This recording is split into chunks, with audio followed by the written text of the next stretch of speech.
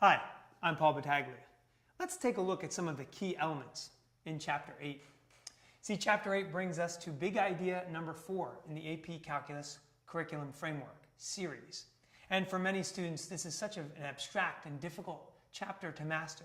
And to that end, what I would say right off the bat to my students is, we're going to take our time. And because of that, I need you to ask questions. I need you to seek extra help when possible. And it's a long chapter and it's a little bit of a grind, but it's things that I think students will find interesting if you allow them to discover some of this stuff. Allow them to build and manipulate series themselves instead of just handing them to them.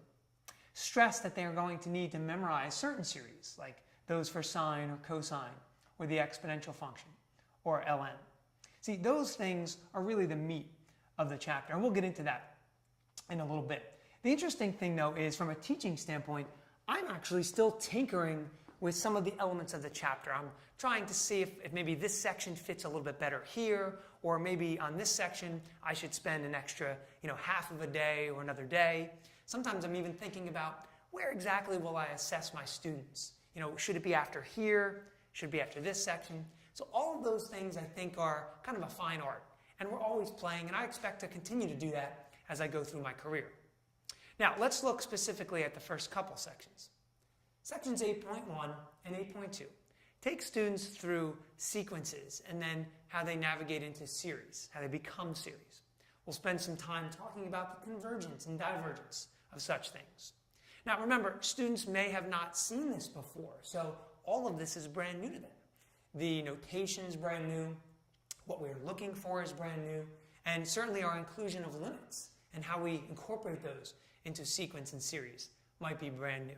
This is where you really have to make sure that you tell students a little bit about what we're expecting. What are the key essential questions that we're looking to answer? Now from here, we'll get really into the meat of the chapter as we look at many of the tests that we use to determine the convergence or divergence of a series.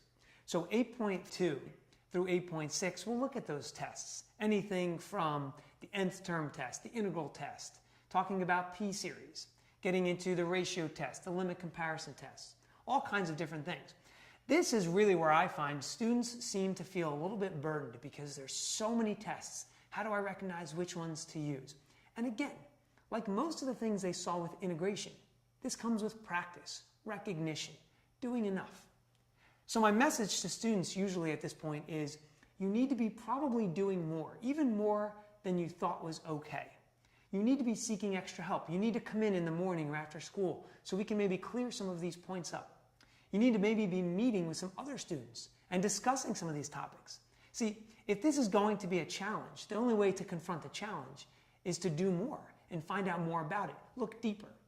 And I think this is something that I like to get across right in this middle of the chapter. It really helps get them through to the end.